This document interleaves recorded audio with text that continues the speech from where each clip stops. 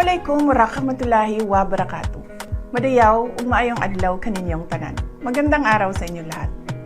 Sa ating mga kababayan sa iba't ibang panig ng mundo, ako ay nakikiisa sa inyong maligayang pagsalubong ng bagong taon.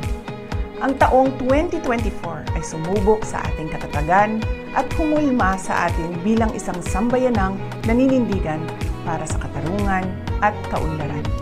Ngayong 2025, sama-sama natin harapin ang iba't ibang hamon na magpapatibay sa atin bilang isang bansang patuloy na nananalig sa Diyos at nagtutulungan para sa ikauunlad at ikabubuti ng ating pamilya. Sa ating pagsalubong sa bagong taon, ako ay nagpapasalamat sa inyong walang sawang pagmamahal sa bayan na ipinamalas ninyo sa inyong pagsusumikap, pagtitiis, at pagtsatsagang magkaroon ng mas magandang kinabukasan. Magpabilin ako na nahiusang kaninyo sa inyong mga pangandon alang sa kauswagan ug kalinaw.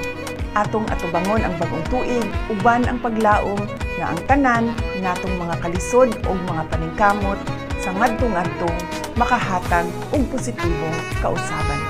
Ang lahat ay para sa Diyos, sa bayan at sa bawat pamilyang Pilipino. Happy New Year sa inyong lahat!